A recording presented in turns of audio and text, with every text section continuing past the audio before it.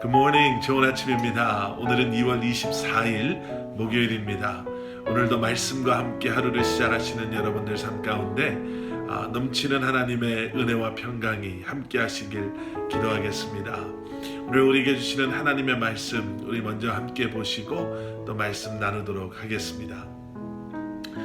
누가복음 15장 오늘은 11절부터 32절까지 말씀, 누가복음 15장 11절부터 32절까지 말씀 제가 먼저 말씀 봉독해 드리겠습니다.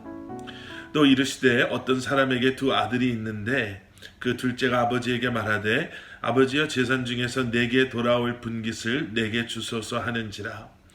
아버지가 그 살림을 각각 나누어 주었더니 그 며칠이 안 되어 둘째 아들이 재물을 다 모아가지고 먼 나라에 가 거기서 허랑방탕하여 그 재산을 낭비하더니 다 없앤 후 그 나라에 크게 흉년이 들어 그가 비로소 궁핍한지라. 가서 그 나라 백성 중 한 사람에게 붙여 사니 그가 그를 들로 보내어 돼지를 치게 하였는데 그가 돼지 먹는 쥐엄 열매로 배를 채우고자 하되 주는 자가 없는지라. 이에 스스로 돌이켜 이르되 내 아버지에게는 양식이 풍족한 품꾼이 얼마나 많은가. 나는 여기서 주려 죽는구나. 내가 일어나 아버지께 가서 이르기를 아버지 내가 하늘과 아버지께 죄를 지었사오니 지금부터는 아버지의 아들이라 일컬음을 감당하지 못하겠나이다. 나를 품꾼의 하나로 보소서 하리라 하고 이에 일어나서 아버지께로 돌아가니라.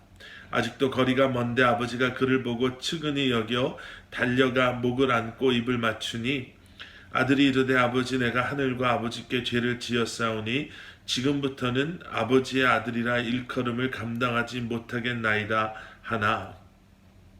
아버지는 종들에게 이르되 제일 좋은 옷을 내어다가 입히고 손에 가락지를 끼우고 발에 신을 신기라.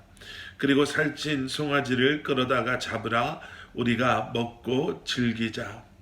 이 내 아들은 죽었다가 다시 살아났으며 내가 잃었다가 다시 얻었노라 하니 그들이 즐거워하더라. 맏 아들은 밭에 있다가 돌아와 집에 가까이 왔을 때에 풍악과 춤추는 소리를 듣고 한 종을 불러 이 무슨 일인가 물은데 대답하되 당신의 동생이 돌아왔음에 당신의 아버지가 건강한 그를 다시 맞아들이게 되므로 인하여 살찐 송아지를 잡았나이다 하니 그가 노하여 들어가고자 하지 아니하거늘 아버지가 나와서 권한대 아버지께 대답하여 이르되 내가 여러 해 아버지를 섬겨 명을 어김이 없거늘 내게는 염소 새끼라도 주어 나와 내 벗으로 즐기게 하신 일이 없더니 아버지의 살림을 창녀들과 함께 삼켜버린 이 아들이 돌아오매 이를 위하여 살찐 송아지를 잡으셨나이다. 아버지가 이르되 이에 너는 항상 나와 함께 있으니 내 것이 다 내 것이로되 이 내 동생은 죽었다가 살아났으며 내가 잃었다가 얻었기로 우리가 즐거워하고 기뻐하는 것이 마땅하다 하니라. 아멘. 아멘. 오늘 본문 말씀이 좀 길지만 여러분 우리에게는 너무나도 익숙한 그러한 말씀입니다. 돌아온 탕자의 비유 아니면 탕자의 비유로도 알려져 있는 그러한 말씀인데요. 우리가 어제 묵상하신 말씀과 연결되어서 생각해 보면 어제 우리가 보았던 말씀은 잃어버린 양에 대한 비유와 또 잃어버린 동전에 대한 비유의 말씀이었잖아요. 그래서 그 흐름 속에 오늘 이 말씀은 탕자의 비유보다는 잃어버린 아들의 비유로 이해하는 것이 지금 예수님께서 이 비유들을 통해서 하시고자 하시는 말씀 그리고 그 말씀을 통해 우리에게 주시는 그러한 메시지를 우리가 좀 더 정확하게 캐치할 수 있을 것 같습니다. 어떤 한 부유한 아버지에게 두 명의 아들이 있었죠. 그런데 그 중에 둘째 아들이 아버지를 찾아와서 난데없이 자신에게 자신의 몫을 달라고 요청합니다. 다르게 표현하면 유산을 미리 받겠다라는 얘기지요. 아버지가 아직 돌아가시지도 않았는데 유산을 달라고 한다는 것은 여러 가지 의미로 받아들일 수 있습니다. 그런데 그 모든 의미는 부정적인 의미입니다. 돌아가시지 않은 아버지에게 유산을 달라는 것은 아버지가 돌아가시기까지 내가 못 기다리겠으니 내 몫을 달라는 것. 조금 더 심하게 말하면 아버지가 좀 빨리 돌아가셔서 내가 원하는 내 몫을 내가 좀 빨리 받았으면 좋겠다라는 이야기와 다르지 않습니다. 그래서 오늘 성경 말씀을 보시면 아버지께서는 아버지의 재산을 나누어 주지요. 첫째 형이 있었고 둘째였기 때문에 당시 이스라엘의 문화 풍습대로 하게 되면 아버지의 재산을 3등분해서 장자 형이 그 중에 둘을 갖게 되고, 그리고 이 둘째 아들은 그 중에 하나 3분의 1을 아버지로부터 받았을 것입니다. 그리고 기다렸다는 듯이 자신의 아버지의 재산 3분의 1을 가지고 그는 먼 나라로 떠나지요. 먼 나라다라고 한다면 이방 나라로 갔습니다. 를 의미하는 표현입니다. 그리고 그곳에서 오늘 본문에서 보신 것처럼 그 돈을 흥청망청 허랑방탕하게 자신의 쾌락을 즐거움을 위해서 그저 다 탕진해 버리고 맙니다. 그런데 엎친 데 덮친 격이라고 해야 되나요? 그렇게 모든 재산을 다 잃어버린 후에 그가 있었던 그곳에 흉년이 들게 됩니다. 돈이 있어도 흉년이 들면 견디기 힘들 텐데 이제는 그가 소유했던 것 모든 것마저도 잃어버린, 다 탕진해버린 상태에서 이제 그는 비로소 궁핍함을 경험하게 됩니다. 지금껏 그가 알지 못했던 가난, 배고픔, 소외됨, 무시당함, 이 둘째 아들은 외국에 나와서 그러한 어려움을 겪게 됐지요.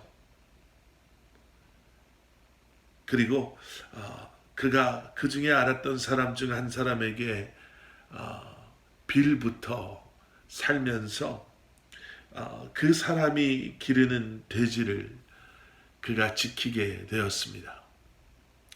잘 아시는 것처럼 유대인들에게 돼지는 부정한 동물이지요.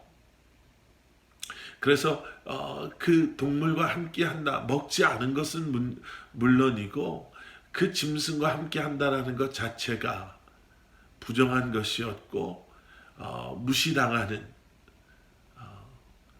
그러한 너무나도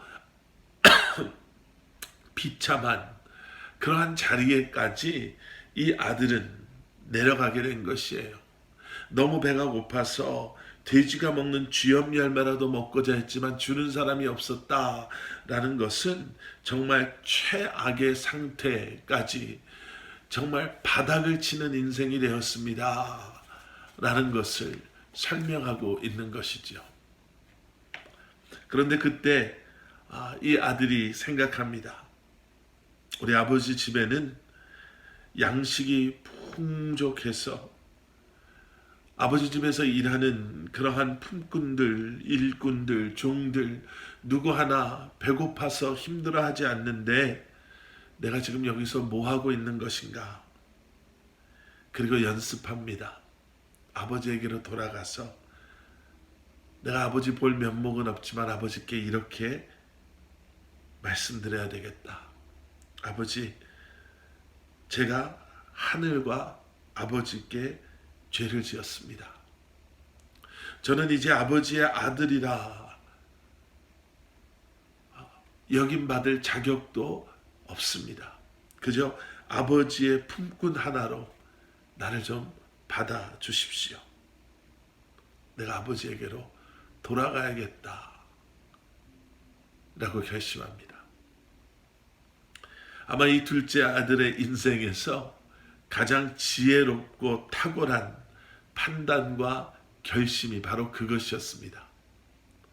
여러분, 우리가 고통과 어려움과 괴로움 가운데 있을 때 우리가 누구에게 가서 도움을 요청하고 어디로 가고 어떤 길을 선택하느냐는 너무너무 중요합니다. 그러한 우리의 결심과 판단에 따라서 우리는 회복을 경험하게 되는가, 아니면 더 큰 아픔을 경험하게 되는가가 거기에서 구분되어지기 때문에 그렇습니다. 이 아들은 아버지에게로 가야 되겠다라는 현명한 판단을 하죠. 그 판단은 현명했지만 그 아버지 앞에 나아가는 이 둘째 아들의 모습은 아버지를 잘 모르는 그러한 모습입니다. 내가 종이 되겠습니다. 아들이 아버지께로 돌아갔지요. 그리고 저 멀리에서 아들이 오는 것을 보고 그 모습을 측은히 여긴 아버지께서 아들을 향해 달려와서 목을 안고 입을 맞춥니다. 당황했던 아들이었지만 아들이 아버지에게 준비한 그 대사를 외우는 거예요. 아버지, 내가 하늘과 아버지께 죄를 지었습니다. 나는 아들 될 자격이 없습니다. 나를 그저 품꾼으로만 좀 받아주십시오. 그런데 그러한 아들의 연습하고 결심하고 외우고 또 외웠던 그 말에 아버지는 대꾸조차 하지 않으십니다. 아버지는 오히려 종을 불러다가 이 아들에게 좋은 옷을 입히고 손에 가락지를 끼우고 발에 신을 신겨라 명령하십니다. 여러분, 우리는 여기까지의 말씀 속에서 이 둘째 아들과 아버지의 모습을 다시 한번 생각해 봅니다. 자신의 욕망, 쾌락을 위해서 아버지의 마음에 못을 받고 차라리 아버지가 빨리 죽었으면 좋겠어. 그렇게 아버지에게 해서는 안 될 그러한 이야기를 하고 아버지의 재산을 자신의 몫이라고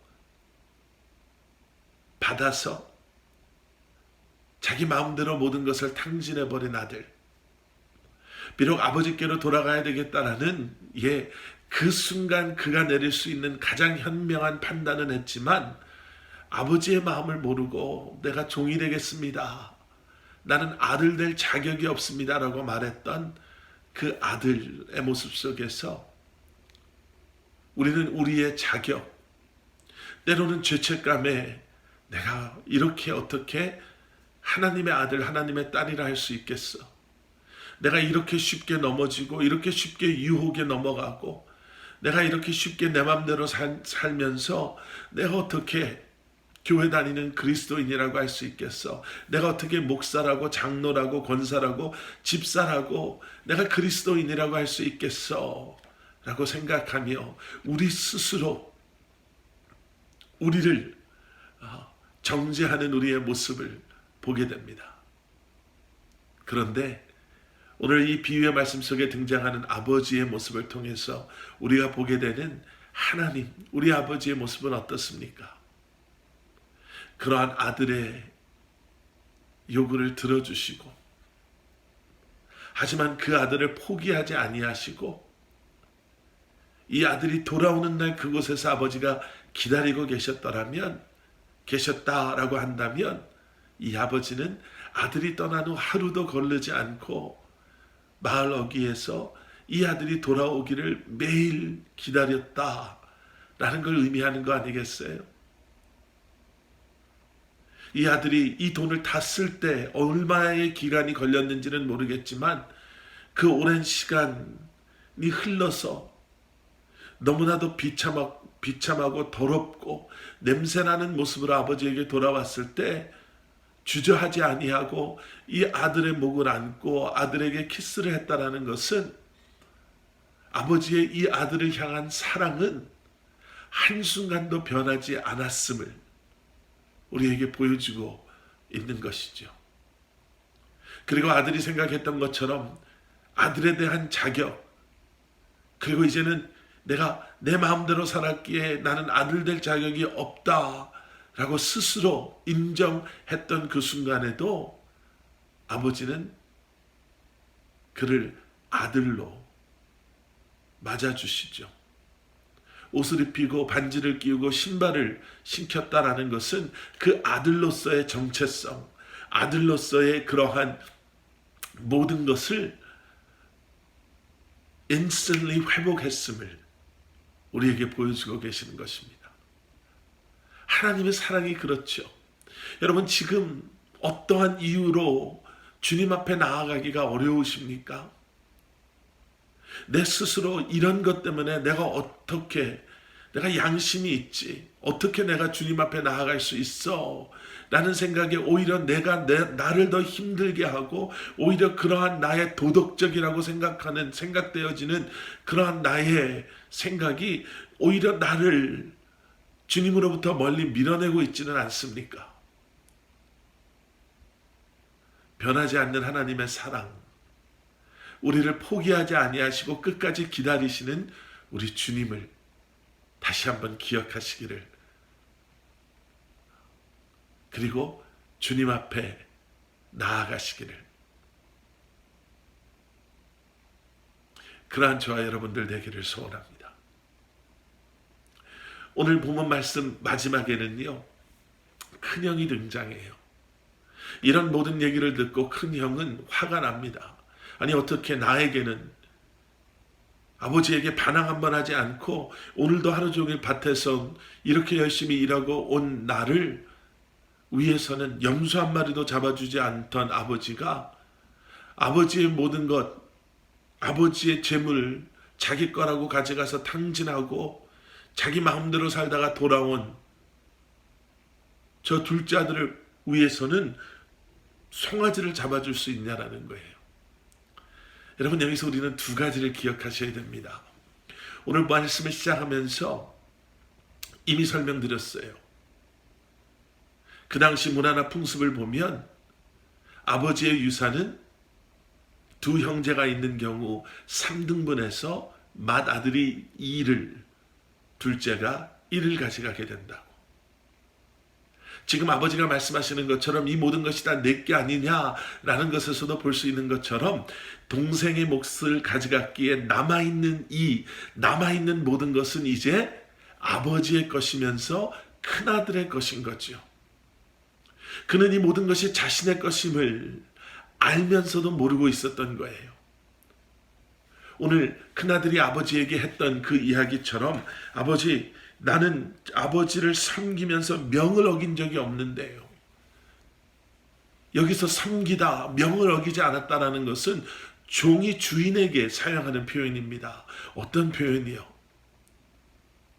종이 주인의 인정을 받기 위해서 자신의 이러한 열심, 노력을 증명해 보기 위해서 내가 주님을 섬겼습니다, 명을 어기지 않았습니다 라고 말하는 것. 아들로서 모든 것을 누리기만 하면 됐음에도 불구하고 큰아들은 마치 누가복음 15장 앞부분에서 저희가 본 것처럼 그 앞에 등장하는 바리새인과 서기관들처럼 자신의 거룩함을 증명해 보이기 위해서 사람들 앞에서 이렇게 행동하고 저렇게 행동하는 것처럼 마치 자신이 좋은 아들인 것을 아버지에게 증명해 보이기 위해서 종처럼 열심히 일했던 그 큰아들은 그저 모든 것이 자신의 것임을 알고 아버지와 함께 그 관계를, 아버지를 엔조이하면 됐음에도 그걸 놓치고 있었던 거죠. 그래서 아버지가 말합니다. 이거 다 너 거잖니. 이거 다 너의 것이지 않냐.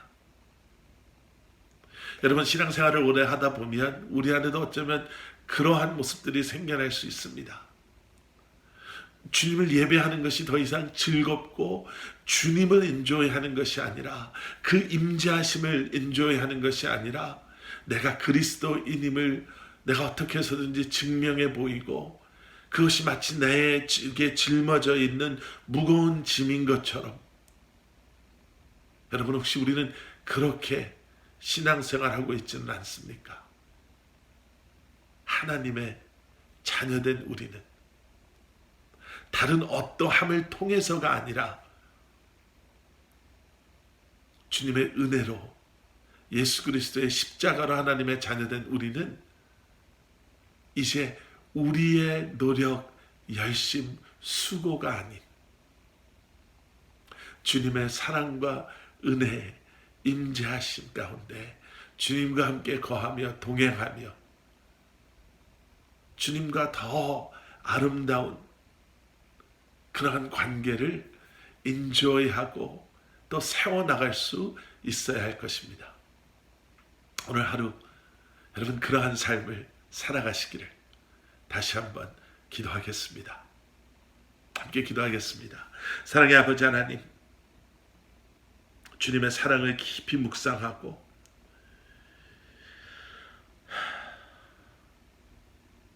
주님의 사랑 안에 거하며 나를 사랑하시는 주님의 사랑을, 나를 향한 아버지의 마음을 매일매일 알아가며 주님을 엔조이하며 그 관계 속에서 이 한날도 또 매일매일을 살아갈 수 있는 저희들 되게 하여 주시옵소서. 우리의 열심과 노력을 자랑하는 것이 아니라 예수 그리스도의 십자가를 자랑하고 주님의 사랑을 자랑하며 주님 앞에 나아가는 저희들 되게 하여 주시옵소서. 예수 그리스도 이름 받들어 간절히 기도드렸사옵나이다. 아멘.